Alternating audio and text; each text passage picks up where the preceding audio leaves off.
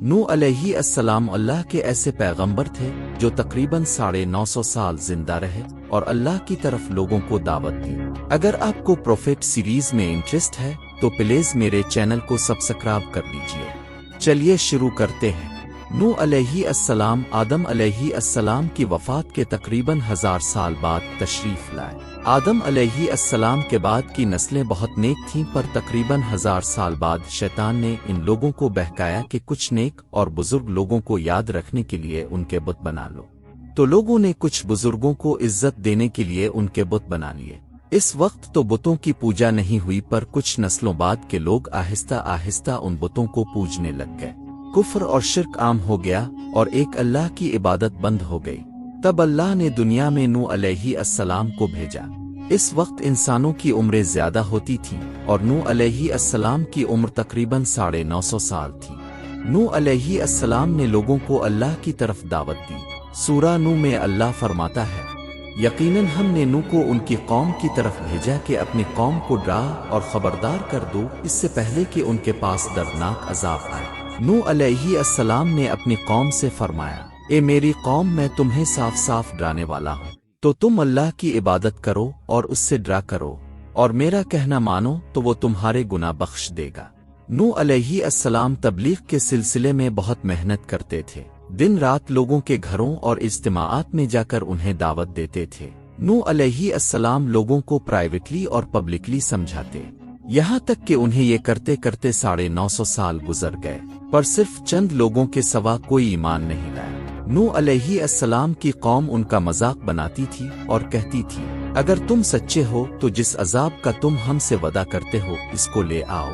نوح علیہ السلام کی قوم سال در سال برائی میں آگے بڑھتی گئی اور نوح علیہ السلام کو پریشان کرتی رہی، اور کوئی ایمان نہ لایا صرف کچھ لوگوں کو چھوڑ کر۔ پھر اللہ نے نوح علیہ السلام کی طرف وحی کی اور فرمایا، اب کی قوم میں سے جو ایمان لا چکا ہے ان کے سوا اب کوئی ایمان نہیں لائے گا، بس اب ان کے کاموں پر غمگین نہ ہوں۔ پھر جب اللہ نے وحی کر دی اور انہیں بتا دیا کہ اب کوئی ایمان نہیں لائے گا تو وہ نا امید ہو گئے اور اپنی قوم کے لیے بد دعا کی، اے میرے پروردگار، تو کسی منکر کو رو زمین پر زندہ نہ چھوڑ اور مومن مرد اور عورتوں کو بخش دے۔ نوح علیہ السلام نے جب اللہ کو پکارا تو اللہ نے نوح علیہ السلام کو ایک بڑی کشتی بنانے کی وحی کی، لیکن نوح علیہ السلام نہیں جانتے تھے کہ وہ اتنی بڑی کشتی کیسے بنائے، تو اللہ نے جبرائیل علیہ السلام کو ان کی مدد کے لیے بھیجا۔ نوح علیہ السلام ایک پہاڑ پر رہتے تھے، ان کے آس پاس نہ درخت تھے نہ پانی۔ انہوں نے بہت سے درخت اگائے، پھر ان کو کاٹا اور پہاڑ پر بیٹھ کر کشتی تیار کرتے رہے۔ لوگ جب نوح علیہ السلام کو کشتی بناتے ہوئے دیکھتے تو ان کا بہت مذاق بناتے اور کہتے، یہ کیسا مجنون ہے جو پہاڑ پر کشتی بنا رہا ہے۔ دھیرے دھیرے بہت محنت کے بعد ایک بہت بڑی کشتی تیار ہو گئی۔ ایک جگہ آتا ہے کہ نوح علیہ السلام نے یہ کشتی 100 سال میں تیار کی۔ اس کشتی کی لمبائی 300 گز، اونچائی 30 گز اور چوڑائی 50 گز تھی۔ ایک اندازے کے مطابق اس کشتی کی لمبائی 1 کلومیٹر سے زیادہ تھی اور گہرائی 30 ہاتھ تھی۔ یہ کشتی عام کشتیوں کی طرح اوپر سے کھلی ہوئی نہیں تھی، بلکہ جیسے نیچے سے بند تھی ویسے ہی اوپر سے بھی بند کی گئی تھی، تاکہ اوپر سے جو بارش برسے وہ انہیں نقصان نہ دے۔ اس کشتی کے 3 فلورز تھے اور ہر فلور میں ایک دروازہ تھا۔ اللہ نے نوح علیہ السلام کو حکم دیا، مومنوں کو اور اپنے گھر والوں کو اور زمین پر بسنے والے تمام جانوروں کا جوڑا جوڑا اس کشتی میں سوار کر لو۔ پھر اللہ نے آسمان اور زمین سے پانی جاری کر دیا۔ اس سیلاب نے دنیا میں رہنے والے انسان اور جانور سب کو غرق کر دیا۔ طوفان کا پانی پہاڑوں سے بھی اوپر ہو گیا اور صرف نوح علیہ السلام کی کشتی اس طوفان میں باقی رہی۔ صرف وہی لوگ اور جانور بچے جو کشتی پر سوار تھے۔ اتنے بڑے نبی ہونے کے باوجود نوح علیہ السلام کا بیٹا کشتی پر نہ آیا۔ نوح علیہ السلام نے اسے پکارا، میرے بیٹے، اس کشتی میں آ جا اور کافروں کا ساتھی نہ بن، لیکن اس نے کہا، میں کسی پہاڑ کی چوٹی پر پناہ لے لوں گا جو مجھے اس پانی سے بچا لے گی۔ نوح علیہ السلام نے فرمایا، آج اللہ کے حکم سے کچھ بچنے والا نہیں مگر وہی جس پر اللہ رحم کرے۔ باپ اور بیٹے کے درمیان یہ گفتگو جاری تھی کہ ایک طوفانی موج نے ان کے بیٹے کو غرق کر دیا۔ جب نوح علیہ السلام کے سامنے ان کا بیٹا غرق ہو گیا تو ان کی آنکھوں میں آنسو آ گئے۔ वो पुकार उठे, तूने मुझसे वदा किया था कि मेरे घर वालों को नजात अता फरमाएगा और तो तमाम हाकिमों में से बेहतर हाकिम है। अल्लाह ने फरमाया, ए नूह, वो तेरे अहल से नहीं था क्योंकि वो काफिर था। कुफर नसब को खत्म कर देता है। आप हरगिज वो चीज न मांगें जिसका आपको इल्म नहीं। नूह अलैहिस्सलाम ये बात समझ गए और फौरन अल्लाह से तौबा की, ए मेरे परवरदिगार, मैं तेरी ही पनाह चाहता हूँ इस बात से कि तुझसे वो मांगूं जिसका मुझे इल्म नहीं। अगर तो मुझे ना बख्शेगा और मुझ पर रहम ना करेगा तो मैं खसारे वालों में हो जाऊंगा।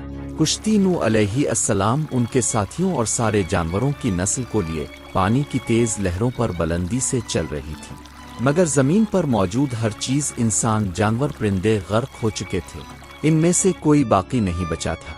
अगर कोई बचा था तो वो थे कुश्ती वाले। नूह अलैहिस्सलाम और उनके साथी 6 महीने तक इस कुश्ती में रहे। आखिर अल्लाह के हुक्म से तूफान रुक गया। अल्लाह ने जमीन को हुक्म दिया कि वो पानी निगल ले। जमीन ने सारा पानी निगल लिया और जमीन खुश्क हो गई। कुश्ती पहाड़ पर जाकर ठहर गई। अब उन्हें हुक्म हुआ, सलामती के साथ कुश्ती से उतर आइए। अब सब पर बरकत नाजिल होगी और उन नस्लों पर भी जो अब से पैदा होंगी।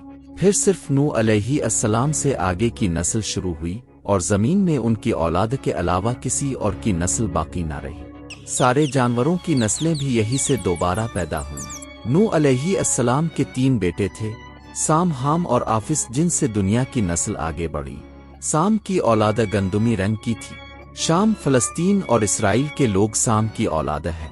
हाम की औलाद काली रंगत की थी। अफ्रीका, इबोरिजिनल, ऑस्ट्रेलिया, इंडिया, मिस्र और सूडान के लोग हाम की औलाद हैं। गोरी रंगत के लोग आफिस की औलाद हैं। चीन, जापान, कोरिया और यूरोप के लोग आफिस की नस्ल हैं। नूह अलैहिस्सलाम का चौथा बेटा जो ईमान न लाने की वजह से बर्बाद हो गया था, इसका नाम कनान था और इससे कोई नस्ल आगे नहीं बढ़ी। कुरान में अल्लाह ने फरमाया, और हमें नूह ने पुकारा तो देख लो कि हम कैसी अच्छी दुआ कबूल करने वाले हैं। हमने इसे और उसके फर्मा बरदारों को इस जबरदस्त मुसीबत से बचा लिया और उसकी औलाद को हमने बाकी रहने वाली बना दी। तूफान के बाद नूह अलैहिस्सलाम 350 साल जिंदा रहे। फिर नूह अलैहिस्सलाम फौत हो गए। नूह अलैहिस्सलाम की कुश्ती आज भी मौजूद है। कुरान में अल्लाह ने फरमाया, और बेशक हमने इस वाक़ये को निशानी बना के बाकी रखा, बस है कोई नसीहत देने वाला। लोग कहानियों को तो झुटला सकते हैं पर सबूतों को झुटलाया नहीं जा सकता। नूह अलैहिस्सलाम की ये कुश्ती इस पूरे वाक़ये का एक बहुत बड़ा सबूत है। तो ये था नूह अलैहिस्सलाम का बेहतरीन वाक़या। नेक्स्ट अब कौन से पैगंबर की कहानी सुनना चाहते हैं प्लीज कमेंट करके बताइए। और अगर आपको प्रॉफिट सीरीज में इंटरेस्ट है तो प्लीज मेरे चैनल को सब्सक्राइब कर लीजिए।